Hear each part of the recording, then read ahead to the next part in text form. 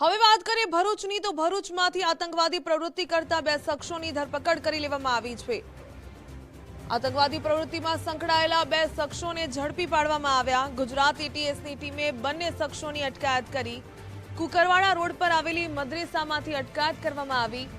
દારુલ ઉલૂમ માટલીવાલા મદ્રેસા 13 એકરમાં પથરાયેલો છે, ત્યારે 50 વર્ષ પહેલા આ જગ્યા આદરબાગ તરીકે ઓળખાતી હતી। મોહમ્મદ અયુબ સુણસણા અને મોહમ્મદ હસન કરડિયાની અટકાયત કરવામાં આવી।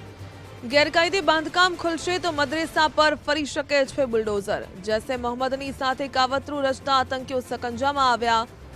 50 વર્ષ પહેલા પોલીસ ટ્રેનિંગ માટે આ જગ્યા વપરાતી હતી। 13 એકર જેટલી સરકારી જમીન પચાવી પાડ્યા હોવાના પણ આક્ષેપો થયા। પારસીની જમીન પર મદ્રેસા કેવી રીતે બન્યું તે સૌથી મોટો સવાલ। ભરૂચ જિલ્લાનું નામ આતંકવાદી સાથે ફરી એકવાર જોડાઈ ગયું છે અને ગુજરાત એટીએસે ભરૂચમાંથી આતંકવાદી પ્રવૃત્તિ સાથે સંકળાયેલા અને બોમ્બ બનાવટની ટ્રેનિંગ લઈ ચૂકેલા બે યુવકોને ભરૂચમાંથી દબોચ્યા છે।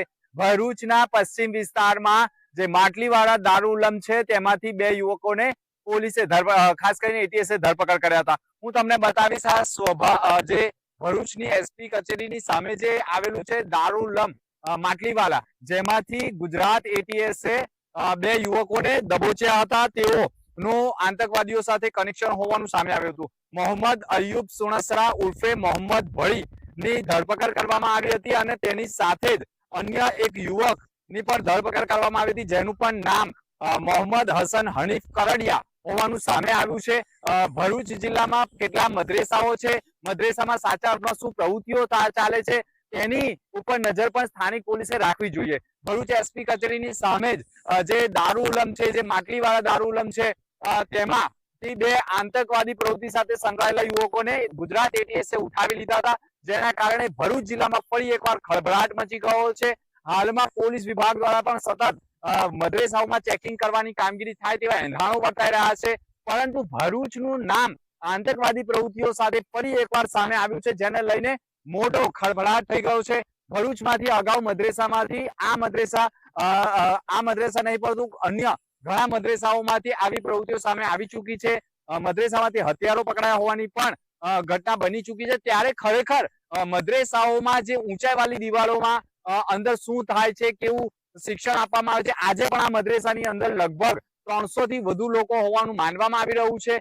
ત્યારે હજુ કેટલા લોકો સંકળાયેલા છે તે બાબતની તપાસ પણ થવી જરૂરી છે। પરંતુ ખાસ કરીને વાત કરવામાં આવે તો ભરૂચ જિલ્લામાં આતંકવાદીઓ સાથેનું જે કનેક્શન સામે આવ્યું છે તેને લઈને ક્યાંક ને ક્યાંક ભરૂચ જિલ્લામાં કુતૂહલ ઊભું થયું છે અને ભરૂચના માટલીવાળા દારૂલમમાં ખરેખર કેટલા લોકો છે, કયા જિલ્લાના છે, કેવી પ્રવૃત્તિઓ કરી રહ્યા છે તે તમામ દિશામાં તપાસ કરવી પણ જરૂરી બની ગઈ છે। પરંતુ આતંકવાદી પ્રવૃત્તિઓ સાથે ફરી એકવાર ભરૂચનું નામ ગુંજી ગયું છે। મનોજ ખંભાતા સાથે દિનેશ મકવાણા, ગુજરાત ફર્સ્ટ, ભરૂચ।